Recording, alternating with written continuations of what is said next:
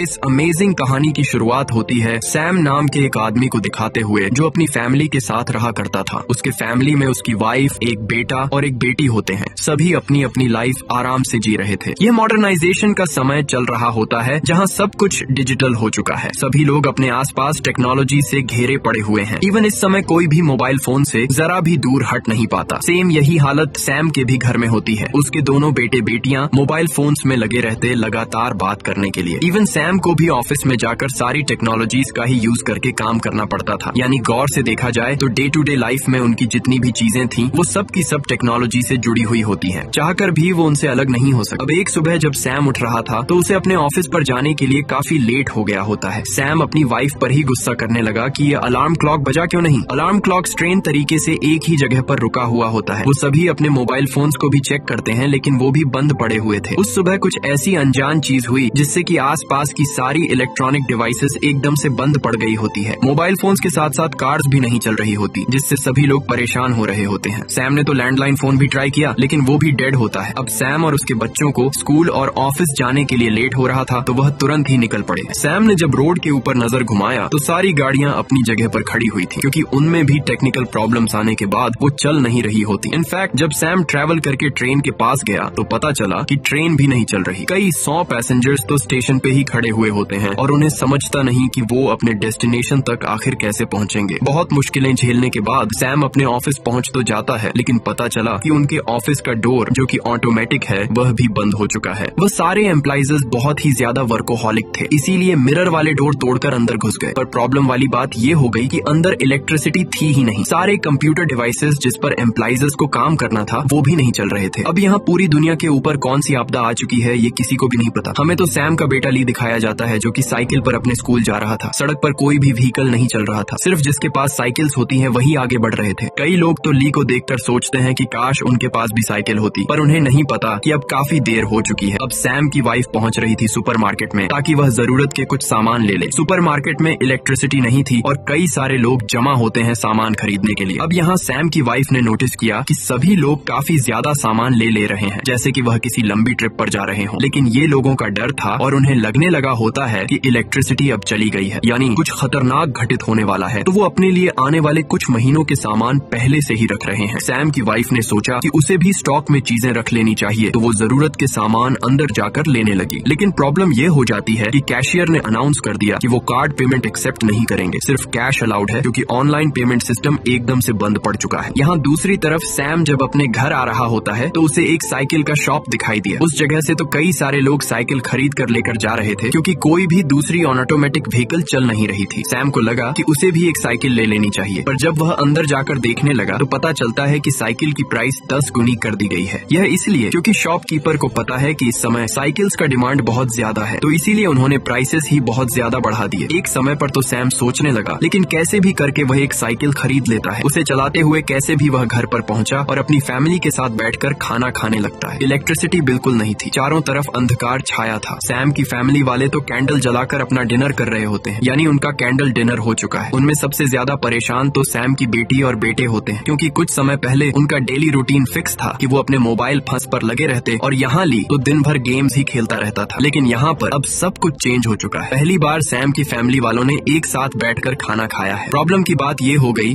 कि अब पानी भी आना बंद हो चुका था। पर यहाँ रात के समय सैम और उसकी वाइफ अपने दोनों बेटे बेटियों को पास बुला रहे थे बालकनी की तरफ क्योंकि वहाँ से आसमान बहुत ही क्लियर दिखाई दे रहा था। ऐसा नजारा उन्होंने कभी नोटिस ही नहीं किया होता। चारों तरफ एकदम से शांति हो गई थी और किसी के भी घर में एक लाइट जलती हुई नहीं दिखाई देती। सिर्फ आसमान में तारे चमक रहे थे जो कि इलेक्ट्रिसिटी से नहीं चलते। अब सैम की फैमिली जिन चीजों को एक्सपीरियंस कर रही थी वही सेम पूरे शहर में होता है। इतने टाइम बाद उन सभी फैमिली वालों ने मिलकर खाना खाया और उसके अगले मोमेंट में टिमटिमाते हुए तारों का देखकर मजा ली। अब इतने समय बाद अपनी फैमिली के साथ रात गुजारने के बाद सैम अपने ऑफिस में चला जाता है। ऑफिस में बिल्कुल भी काम नहीं हो रहा था क्योंकि इलेक्ट्रिसिटी और इंटरनेट दोनों ही नहीं होते। इससे प्रोडक्शन का काम एकदम से रुक गया था और कंपनी को बिल्कुल प्रॉफिट नहीं होता। कंपनी के ओनर्स और बॉस ने साफ साफ बोल दिया होता है सभी एम्प्लॉइज को कि तुम्हें ऑफिस में आने की कोई जरूरत नहीं जब तक यह पूरी कंडीशन ठीक नहीं हो जाती। अब इस बात पर सैम एकदम से चिंतित हो गया क्योंकि अगर वह सब ऑफिस नहीं आएंगे तो उन्हें पैसे नहीं मिलेंगे और पैसे नहीं मिलेंगे तो वह अपनी फैमिली को कैसे चलाएंगे। यही बातें उनके दिमाग में तब से घूम रही थी। लेकिन कंपनी के ओनर्स ने साफ कह दिया कि उन्हें नहीं लगता कि यह यह कंडीशन जल्दी ठीक होने वाली है और जैसे जैसे हालात बिगड़ते जाएंगे कोई भी इस शहर में रुकेगा ही नहीं। रिसोर्सेज की लगातार कमी होते ही चली जाएगी। अब इस कंडीशन को पूरे 2 दिन बीत जाते हैं। आस पड़ोस के लोग जो एक दूसरे को जानते भी नहीं थे वह बाहर निकलकर एक दूसरे से बात करने लगे होते हैं। प्रॉब्लम की बात यह थी कि रिसोर्सेज खत्म होना भी स्टार्ट हो गए और पानी का तो नामो निशान ही नहीं रहता। शहर में जो बड़े बड़े टैंक्स थे पानी के वह भी ऑलमोस्ट खत्म होने आ चुके होते हैं। यानी अब उन सभी के पास रिसोर्सेज की कमी है और पानी भी खत्म हो चुका है। वो सारे सर्वाइव कैसे करेंगे ये बिल्कुल नहीं पता। पर यहाँ देखकर लगता नहीं कि श्याम की फैमिली और पूरी सिटी वाले इसके लिए रेडी हैं। यहाँ पूरा 1 हफ्ता बीत चुका था और सभी परेशानी वाली तरीके से यहाँ से वहाँ घूमते रहते हैं रिसोर्सेज के लिए। लोग ऑटोमेटिक चीजों से शिफ्ट होकर मैनुअल चीजों पर आ चुके थे। यानी कि व्हीकल की जगह पर वह साइकिल यूज करते और वॉशिंग मशीन की जगह पर खुद ही कपड़े सुखाते। सारी की सारी चीजें एक रात के बाद एकदम से चेंज हो चुकी थी। सैम ने तो अपनी फैमिली के साथ मिलकर यह डिसाइड कर लिया था कि वो शहर से कहीं दूर चले जाएंगे, यानी कि उसके फार्म हाउस की तरफ जो सैम के विलेज में हुआ करती थी। लेकिन सिटी से विलेज जाने का डिस्टेंस बहुत ज्यादा था तो उन्हें फ्लाइट ही लेनी पड़ेगी। सैम के पास जितने भी बाइस मौजूद थे वो उसके ऊपर अपनी फैमिली को बिठाकर चल पड़ा एयरपोर्ट की तरफ। रास्ते में उन्होंने कई सारे खाने पीने के सामान ले लिए होते हैं जिनके दाम काफी बढ़ चुके हैं। इनफैक्ट यहाँ बताया जा रहा है कि पानी की कीमत फ्यूल से कई ज्यादा हो चुकी है। पर यहाँ उनके फैमिली की जीने मरने का सवाल था तो सैम ने अपनी पूरी सेविंग्स उसी खाने पीने की चीजों में लगा दी। कई दिनों तक उनके पास सरवाइव करने की चीजें मौजूद होती हैं तो वो सीधा निकल पड़े अब एयरपोर्ट की तरफ।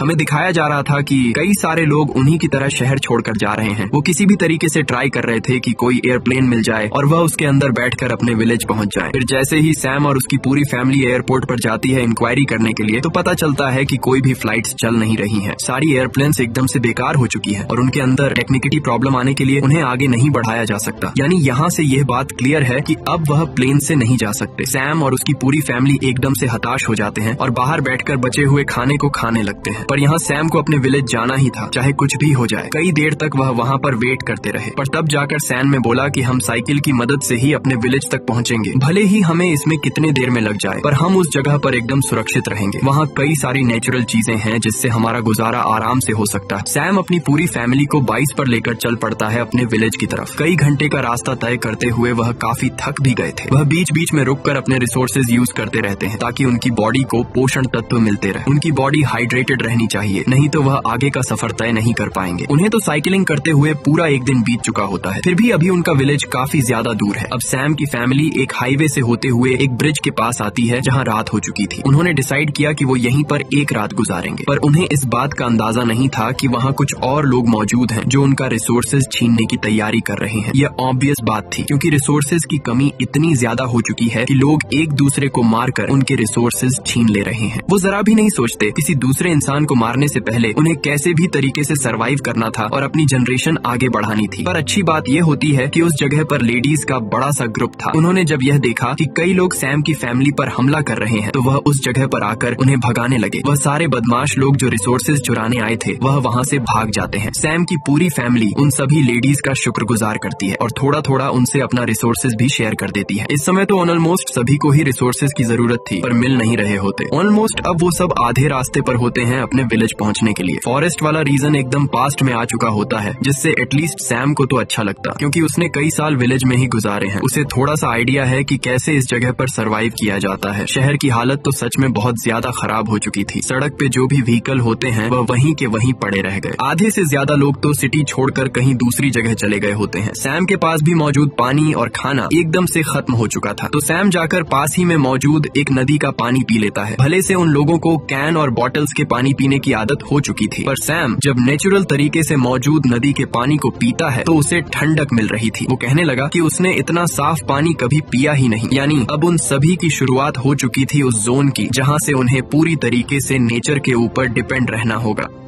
अब यहाँ जब सैम की फैमिली लगातार ट्रैवल कर रही थी तो मौसम एकदम से बिगड़ गया था। वहाँ पर तो ऐसी ड्रेन होने लगी होती है जिससे सभी लोग डर कर भागने लगे। यह अच्छी बात थी कि वहाँ पर एक ब्रिज होता है जिसके नीचे सैम की फैमिली जल्द से जल्द चली गई, लेकिन उनका सारा सामान ही बाहर की तरफ गिर जाता है जिस पर वह ऐसी ड्रेन पड़ने लगी। कई देर तक बेचारों को वहीं पर छुपे रहना पड़ा। थोड़ी देर बाद जब वह वापस लौटते हैं तो पता चला कि उनका पूरा सामान भीग चुका है। खाने पीने की चीजों से लेकर हर एक डिवाइसेस खराब हो चुके थे और अब एसिडिक रेन इतनी ज्यादा खतरनाक होती है है कि उसे किसी चीज से भी लगने के बाद वह रिसोर्सेज को कंज्यूम नहीं कर सकते। उन्हें बचे हुए रिसोर्सेज को पूरी तरीके से फेंकना पड़ा, यानी अब उनके पास एकदम जीरो रिसोर्सेज हैं और पानी पीने के लिए एक बूंद भी नहीं। उनके पास अब जितने भी काम के सामान थे वह सभी इकट्ठा करने लगे और वह यह चीजें सेपरेट कर देते हैं कि कौन कौन सी चीजें हमें आगे जरूरत पड़ेंगी। फिलहाल उनके पास डिमांड बहुत ज्यादा होती है और सप्लाई एकदम कम। सैम को तो अब लगने लगा कि शायद वह कभी भी इस तरीके से अपने विलेज तक पहुंच ही नहीं पाएंगे। इतना लंबा सफर तय करके वह आधे रास्ते तक आए और अब इससे आगे बढ़ने की उनमें हिम्मत ही नहीं है। ली की यहाँ साइकिल पूरी तरीके से बेकार हो चुकी थी। उसका एक टायर फट गया होता है और जब तक वह उसे ठीक नहीं करेगा तब तक आगे नहीं बढ़ सकता। सैम एकदम से परेशान होकर अपनी वाइफ के साथ वहीं पर रुकता है और दूसरी तरफ ली अपनी बहन को लेकर चल पड़ता है सुपरमार्केट में, ताकि वह काम के कुछ सामान के साथ साथ रिसोर्सेज ढूंढ सके। सुपरमार्केट पूरा खाली था। वहाँ पर जितने भी रिसोर्सेज थे पहले ही लोग उसे लेकर चले गए होते हैं। सिर्फ अब वहाँ वो चीजें बची थी जो लोग यूजुअली यूज नहीं करते। ली और सैम तो अब सुपरमार्केट पूरी अच्छी तरीके से देखने लगे। ली ट्राई कर रहा था कि उसे कोई टायर मिल जाए जिसे वह अपने बाइज में लगा सके, पर अफसोस ऐसा कुछ भी नहीं होता। वहाँ पर तो कुछ इलेक्ट्रॉनिक ही सामान थे जो इस समय कोई यूज नहीं करता। ली की बहन को तो कुछ खाने की चीजें मिली होती हैं, पर जैसे ही उसने अपने मुंह में डाला तो वह बहुत ही कड़वी थी। बाद में पता चला कि यह सब कुत्ते और बिल्लियों के फूड हैं जो यहाँ प्रिजर्व रखे गए थे। अब उन्हें पता था कि कुत्ते बिल्लियों के फूड भले ही बेस्वाद होते हैं, लेकिन उनके अंदर चिकन, एग्स और भी बहुत सारे प्रोटीन वाली चीजों का मिश्रण होता है। इसीलिए उन्होंने कई सारे कैंस अपने पास रख लिए ताकि कुछ तो रिसोर्सेज उनके पास बचे रहे। साथ ही साथ बैटरीज में डालने वाले पानी को वो पीने की तरह यूज करेंगे, इसीलिए बड़े बड़े कैंस को भी उन्होंने अपने साथ रख लिया। सारे रिसोर्सेज जमा करने के बाद वह फैमिली वालों के पास आते हैं और वह देख पा रहे थे कि इसमें से यूज करने के लिए तो कोई चीज नहीं है, पर मजबूरी में उन्हें यह कंज्यूम करना ही होगा। खाना पानी की कुछ चीजें न होने के कारण उन्हें पेट फूड ही खाना पड़ रहा था। स्वाद भले ही बेकार हो, लेकिन मन मार के उन्हें खाना ही पड़ता है। वह जो पानी पी रहे थे वह भी इम्प्योर होता है, जो आगे चलकर शायद उनकी बॉडी को और ज्यादा कमजोर बना दे। ली ने तो यहाँ बहुत मेहनत करते हुए आखिरकार साइकिल के टायर को ठीक कर दिया होता है। उनके बॉडी में थोड़ी सी ताकत आ चुकी है तो वह अपने आगे का सफर थोड़ा तय कर सकते हैं। इसीलिए अब सैम और उसकी पूरी फैमिली वापस साइकिल पर बैठती है और लगातार चलाते हुए अपने मंजिल की तरफ बढ़ने लगती है। अभी तो उनके सामने सबसे बड़े खतरे आने बाकी हैं, जो शायद उनका जिंदगी पर से भरोसा ही उठा देगी। कड़कती धूप में एकदम सुनसान रोड पर आगे बढ़ते समय उन्हें एक फैमिली दिखाई दी। इन फैमिली वालों के पास काफी सारे रिसोर्सेज मौजूद थे। वह तो पकाकर मीट खा रहे होते हैं और चिल कर रहे होते हैं। अब जैसे ही उस दूसरी फैमिली ने सैम की फैमिली को देखा तो वह उन्हें आमंत्रित करने लगे कुछ खाने के लिए। पहली बार उन्होंने ऐसे लोगों को देखा जो अपने बारे में सोचने के बजाय दूसरों के बारे में सोच रहे हैं। थोड़े वेजिटेबल्स और मीट खाने के लिए देने के बाद सैम की फैमिली को बहुत ही अच्छा लग रहा था। उन्हें कुछ अच्छा खाना खाए 15 दिन से ज्यादा हो चुके होते हैं। उस दूसरी फैमिली में एक लड़का था जिसके पास एक एनालॉग कैमरा होता है। ये वो कैमरा था जो शुरुआती दिनों में यूज किया जाता, यानी कि उन छोटे छोटे ब्लैक पेपर के ऊपर वह सारे फोटोज क्लिक किए गए वह प्रिंट हो जाते। तो अब वही लड़का सैम की पूरी फैमिली का एक फोटोग्राफ निकालता है। उस फोटो को जनरेट होने में टाइम लगता, तो इसीलिए उस लड़के ने कह दिया कि अगर ये कंडीशन ठीक हो जाएगी तो वो ये फोटो तुम्हारे घर पर कुरियर कर देगा। इस फोटो को देखने के बाद उनके पास एक मेमोरी रहेगी कि वह किस कंडीशन से गुजर कर निकले हैं। पर फिलहाल के लिए अभी तो ये बिल्कुल नहीं लगता कि यह कंडीशन इतनी जल्दी ठीक होने वाली है। सैम और उसकी फैमिली वापस से साइकिल पर बैठकर अपने आगे की तरफ निकल पड़ती है। साइड में वह दूसरी फैमिली भी दिख रही थी जो पूरी साइकिलिंग गियर के साथ होती है। उनके पास ज्यादा रिसोर्सेज हैं तो उनकी बॉडी एकदम तंदुरुस्त है। वह उनसे ज्यादा तेजी से साइकिलिंग करते जा रहे थे। किसी भी तरीके से सैम की फैमिली को विलेज तक पहुंचना होता है। उनके कई घंटे का सफर यहाँ भी निकलता चला गया। ट्रैवल करते हुए अब उनकी फैमिली एक छोटे से शहर में पहुंचती है। इस शहर में लोग मौजूद थे और पता चला कि वह सभी सी फूड गर्म करके खा रहे हैं। यहाँ पर एक मछली की कीमत तो गोल्ड के बराबर थी। सभी लोग अपनी पूरी जिंदगी की जमा पूंजी उस चीजों पर लगा देते ताकि वह कुछ खा सके और उनकी बॉडी तंदुरुस्त रहे। सैम के भी मेंबर्स ने सोचा कि वह वहाँ जाकर सी फूड खा लेंगे और तंदुरुस्त रहेंगे, पर जैसे ही वह पहुँचते हैं सारा सी फूड खत्म हो चुका था। सैम तो तुरंत ही उस ओनर के पास जाकर रिक्वेस्ट करने लगता है कि उसकी पूरी फैमिली को भी कुछ खाने के लिए दिया जाए। उसके पास जितनी भी सेविंग्स पड़ी हैं वह सारे के सारे ले ले। बट वो ओनर साफ कहने लगा कि सारी मछलियाँ खत्म हो चुकी हैं और अब डायरेक्ट कल ही फिशिंग करने पर वह मछलियाँ पकड़ कर ला पाएंगे। सैम ने तो उस ओनर के पैर भी पकड़ लिए, पर ओनर को इससे कुछ फर्क नहीं पड़ता। उसने तो सैम की बेइज्जती करते हुए पीछे धकेल दिया। सैम बहुत ज्यादा रोने लगता है क्योंकि वह चाहकर भी अपनी फैमिली का पेट नहीं भर पा रहा होता। फैमिली मेंबर्स यह कंडीशन समझ रहे थे, इसीलिए वह कोई जिद नहीं करते। वह सभी साथ में होकर साइड में चले जाते हैं क्योंकि इनमें से उनकी कोई मदद नहीं करने वाला। सब सिर्फ अपने बारे में ही सोच रहे थे। सैम की पूरी फैमिली अब कमजोर होने लगी थी और वह वहाँ से निकलते हुए फॉरेस्ट वाले एरिया पर आ जाते हैं। कैसे भी करके वह साइकिल की मदद से आगे तो बढ़ रहे थे, लेकिन उनकी बॉडी में जान ही नहीं बची थी। कई दिनों से उन्होंने ना ही कुछ खाया होता है और ना ही पिया होता है। अब फॉरेस्ट वाले इलाके में एंटर करने के बाद सैम को कई सारे कीड़े मकोड़े दिखते हैं। वह तुरंत ही उसे पकड़कर खाने का ट्राई करने लगा, पर तभी साइड से कुछ आवाज आने लगी। दूर से देखने पर पता चला कि यह कोई पिग मौजूद है। अब पिग को देखकर तुरंत ही सभी लोग उसके ऊपर झपट्टा मारने लगे, क्योंकि वह पिग को बहुत चाव से खाया करते थे। कैसे भी करके उन्होंने पिग को मार दिया और साइड में लेकर आ गए। पर सबसे बड़ा चैलेंज है पिग को अच्छी तरीके से काटना और उसे प्रॉपर वे में गर्म करना। उन सभी में किसी को बनाना नहीं आता था, सिर्फ खाना आता था। इसीलिए किसी की हिम्मत ही नहीं होती चाकू पकड़ने के लिए। बट थोड़ी ही देर में वहाँ पर एंट्री होती है एक बूढ़े आदमी की जो यहीं पर रहता था। उसने चाकू लिया और उन सभी को कहा कि इस पिग को मेरे साथ लेकर चलो। सैम और उसकी फैमिली उस बूढ़े आदमी पर भरोसा करते हैं और वह चले गए उसके घर पर। बूढ़े आदमी ने तो अच्छी तरीके से उस पिग को पकाया और अच्छा खासा खाना बनाया। सैम की फैमिली तो एक सेकंड वेट नहीं करती और उस अच्छे खाने को खाने लगती है। ऐसा लग रहा था कि यह चीजें उन्होंने लाइफ में पहली बार ट्राई की हैं। कुछ दिनों तक सैम की फैमिली उसी बूढ़े आदमी और बूढ़ी औरत के घर पर बिता रहे थे। उस बूढ़े आदमी ने उन सभी को अच्छी खासी ट्रेनिंग दी कि कैसे वह सरवाइव करेंगे और किस तरीके से पकड़े गए शिकार को खाएंगे। लेकिन यह बात भी क्लियर थी कि वह हमेशा के लिए यहाँ पर तो नहीं रह सकते। जितने भी दिन वह वहाँ पर कंफर्टेबली रह रहे थे, वह अपने बॉडी को ढाल रहे थे उस कंडीशन में। अब यहाँ एक हफ्ते से ज्यादा का समय होने के बाद सैम की फैमिली ने डिसाइड किया कि वह आगे का सफर तय करेंगे। उन्होंने अपनी साइकिल्स उठाई और निकल पड़े और भी ज्यादा फॉरेस्ट के अंदर वाली जगह पर। अब उनके पास जो मैप होता है उसे फॉलो करते हुए वह उस जगह पहुंच गए। लेकिन सामने की तरफ पता चला कि एक नदी मौजूद है। अब मैप के हिसाब से तो यहाँ पर कोई नदी नहीं होनी चाहिए, पर सबसे बड़ा खतरा तो उनके सामने ही मौजूद है। नदी में पानी का बहाव बहुत ज्यादा था और जो भी अंदर जाएगा वह सीधा वहाँ से बहते हुए आगे निकल जाएगा, जबकि उन्हें नदी को पार करके यहाँ से दूसरी तरफ जाना था। अब सभी लोग यही सोचने लगे कि नदी को पार करने का कौन सा उपाय हो सकता है। शाम की पूरी फैमिली अब उस नदी को पार करने के लिए लकड़ी का एक बेड़ा बनाने लगती है। उन्हें किसी भी तरीके से बांधने के बाद वह सोच रहे थे कि इसके ऊपर बैठकर वह आराम से दूसरी तरफ चले जाएंगे। एक एक करके सैम की पूरी फैमिली उस छोटे से राफ्ट का यूज करती है और दूसरी तरफ चली जाती है। पर प्रॉब्लम ये थी कि उनकी सारी बाई और सामान दूसरी तरफ था। वह काफी भारी होता है तो उसके लिए ये काफी नहीं होगा। फिर भी सैम और ली दूसरी तरफ जाते हैं और उन सामान को एक एक करके दूसरी तरफ भेजने का काम करते हैं। कुछ देर तक तो सब कुछ ठीक रहता है, लेकिन बारिश होने की वजह से पानी का बहाव और तेज हो गया। सामान जैसे ही वह शिफ्ट करने के लिए गए, तभी पता चला कि सैम पानी में बह चुका है। लिया अपने फादर को बचाने की बहुत कोशिश कर रहा था, लेकिन उसका नामो निशान नहीं मिलता। ली फिलहाल के लिए कैसे भी करके किनारे पर आता है और उनका सारा सामान भी बेकार चला गया। आवाज देने पर भी सैम कहीं दिखाई नहीं दे रहा था, तो इससे वह समझ गए कि शायद सैम अब मर चुका होगा। उन्होंने अपने एक इम्पोर्टेंट फैमिली मेंबर को खो दिया है। इस बात का दुख उनके चेहरे से साफ साफ दिखाई दे रहा था, बट वह इस तरीके से रुक नहीं सकते। उन्हें आगे बढ़ते ही रहना होगा। इसीलिए जितने भी रिसोर्सेज उनके पास थे, तीनों उसे लेकर आगे बढ़ चलते हैं अपने विलेज के पास। अब फिलहाल उन्हें कोई भी मैप ना होने के कारण वह रेलवे ट्रैक पकड़ते हैं और उसी के डायरेक्शन में आगे बढ़ते रहते हैं। तभी अचानक उनके ठीक पीछे से एक कुत्ता आता है। उस कुत्ते को देखकर सभी डर गए, क्योंकि वहाँ उन सभी का ग्रुप भी मौजूद था जो भूखे होते हैं। सभी कुत्तों ने उनके ऊपर हमला कर दिया, क्योंकि उनके बैग में मीट की सुगंध आ रही थी। सैम, उसकी बहन और उसकी मदर बहुत ही ज्यादा परेशानियों में जूझ रहे होते हैं। उन कुत्तों से बचने के चक्कर में तो सैम की मदद का पैर फिसल गया और वह ऊंचाई से नीचे गिर गई। देखने पर पता चला कि उनका पैर बुरी तरीके से जख्मी हो चुका है। अब वह ठीक से चल भी नहीं सकती। सैम और उसकी बहन अपनी मदर की अच्छी तरीके से देख रेख करते हैं और उसी ट्रैक वाले रास्ते से आगे बढ़ते हैं। अभी भी उन सारे ग्रुप के कुत्तों ने उनका पीछा छोड़ा नहीं था। लग रहा होता है कि वह वापस से अटैक करने आएंगे, पर लकीली पीछे से ट्रेन की आवाज आने लगी, जिससे कि वह सभी कुत्ते भाग गए। अब ट्रैक पर उन सभी को देखने के बाद ट्रेन रुक जाती है और जो सभी पैसेंजर्स थे वह अपनी सीट उन्हें दे देते हैं। बता दें कि यह कोई इलेक्ट्रिसिटी से चलने वाली ट्रेन नहीं है, बल्कि यह ट्रेन तो कोयले पर चलती थी, जिसका इलेक्ट्रिसिटी और ऑटोमेशन से कुछ ताल्लुक ही नहीं होता है। ली की मदद के पैर पर जो चोट लगी थी उसे भी अच्छी तरीके से मरम पट्टी की जाती है और अब शायद उन्हें एक अच्छी जगह पर ट्रांसफर कर दिया जाएगा, जहाँ पर उन्हें रिसोर्सेज मिल सके। पर तीनों के मन में एक दुख तो रहेगा ही कि सैम बच नहीं पाए। दूसरी तरफ हमें सैम दिखाया जाता है, जिसकी बॉडी समुद्र के किनारे आ चुकी थी। कई सारे बर्ड्स उसके ऊपर आकर चोंच मारते हैं। तब पता चला कि सैम मरा नहीं है। वह पानी में गिरने के बाद बेहोश हो गया था और फिर यहाँ आ गया। सैम की हालत भी एकदम खराब होती है, पर वो कैसे भी चलते हुए वहाँ से आगे बढ़ा। उसके अंदर अब इतनी ताकत नहीं कि वह अकेले चल सके। वो तो एक ट्रैक्टर के पास जाकर वहीं बैठ जाता है ताकि कोई आए और उसकी मदद करे। अब जिस ट्रेन के अंदर ली उसकी मदर और बहन बैठे हुए होते हैं, वह साइड से गुजर रही थी। सैम को जैसे ही ट्रेन की आवाज सुनाई देती है तो वह जोर जोर से चिल्लाने लगा, पर यह बात थी कि ट्रेन को उसकी आवाज सुनाई नहीं देगी। इसीलिए ली के पास एक फ्लेयर होती है जिसे वह तुरंत ही जला दे रहा था। इससे ट्रेन वालों को वह नजर में आ गया और उन्होंने ट्रेन रोकना स्टार्ट कर दिया। ली और उसके बाकी मेंबर्स भी जब इस फ्लेयर को देखते हैं तो वह तुरंत ही समझ गए कि यह उसके फादर फादर होंगे। तुरंत ही वह तीनों ट्रेन से उतरते हैं और अपने फादर को लेने के लिए चले जाते हैं। सैम अपने फैमिली मेंबर्स को एक और बार फिर से देखकर बहुत खुश हो रहा था। उसे लगा कि वह वापस कभी उनके पास आ ही नहीं पाएगा। अब सभी लोग ट्रेन में सवार होकर अपने डेस्टिनेशन की तरफ आगे बढ़ने लगते हैं। सैम ली और उसके पूरे फैमिली मेंबर्स एक साथ बैठकर बहुत सारी बातें कर रहे थे और ऐसा फैमिली टाइम तो उन्होंने कभी एक्सपीरियंस ही नहीं किया था। तब जाकर उन्हें संतुष्टि मिलती है कि शायद वह अपने विलेज पहुंच जाएंगे। कई घंटों के ट्रैवलिंग करने के बाद आखिरकार ट्रेन उन्हें अपने विलेज के पास छोड़ देती है। सैम जब अपनी फैमिली के साथ समुद्र के किनारे पर आया तभी उसे अपने फादर दिखाई दिए जो कि वहाँ पर फिशिंग कर रहे थे। तुरंत ही वह अपनी फैमिली को लेकर फादर के पास चला गया और वह उसे साथ में अपने घर में लेकर आ जाते हैं। ये एक छोटा सा विलेज था जहाँ सालों से लोग यहाँ रहते आ रहे थे, मॉडर्न तरीके से नहीं बल्कि पुरानी तरीके से, और वह सारे पूरी तरीके से नेचर के ऊपर डिपेंडेंट होते हैं। सैम की फैमिली ने भी अब उसी जगह रहना स्टार्ट कर दिया था और उनके कल्चर को अडॉप्ट कर लिया होता है। वो वेजिटेबल्स उगाते, खेती करते और वहीं पर अपने दिन काटते रहते। उस जगह पर जाने के बाद ही उन्हें पता चला कि असली फैमिली क्या होती है। वो एक दूसरे की फीलिंग्स को बहुत ही पास से समझते थे। अब देखते ही देखते उन्हें वहाँ 2 साल बीत चुके होते हैं और उन्हें जरा भी नहीं एहसास हुआ था कि उन्हें किसी चीज की कमी है। एक दिन अचानक जब सभी सोकर उठ रहे थे तभी एक अलार्म बजने लगा। सैम देखकर चौंक जाता है क्योंकि अब इलेक्ट्रॉनिक डिवाइसेस काम करने लगे हैं। दुनिया भर में जितनी भी इंटरनेट और इलेक्ट्रिसिटी गई थी वो सब रिकवर हो जाती है। सब कुछ अब पहले जैसा होने लगा था। कुछ समय में कंडीशन ठीक होने के बाद सैम अपनी फैमिली के साथ वापस शहर में शिफ्ट हो गया। अच्छी बात हुई कि सारी चीजें बैक टू नॉर्मल हो गई, पर अभी तक किसी को नहीं पता कि ये किस रीजन से हुआ था। कुछ न्यूज चैनल में ये डिबेट चलते रहती है कि शायद सोलर रेडिएशन की वजह से कुछ समय के लिए इलेक्ट्रिसिटी और इंटरनेट चले गए थे। वहीं कुछ न्यूज वाले कहते हैं कि हमारी पृथ्वी पर कुछ एलियंस आए हैं जिन्होंने हमारी डेवलप की गई एनर्जी की टेस्टिंग की है। अब इन चीजों में क्या सच है कोई नहीं बता सकता, पर यह बात क्लियर थी कि अब लोगों को एक सबक मिल गया है। वह सभी लोग जो इससे पहले एकदम अलग रहते थे और टेक्नोलॉजी में डूबे हुए होते हैं, उन्हें रियलाइजेशन हुआ कि फैमिली और एक साथ रहना कितना इंपॉर्टेंट है। मॉडर्नाइजेशन अपनी जगह और नेचर से जुड़े रहना अपनी जगह है। यह कहानी इसी तरीके से यहीं खत्म हो जाती है।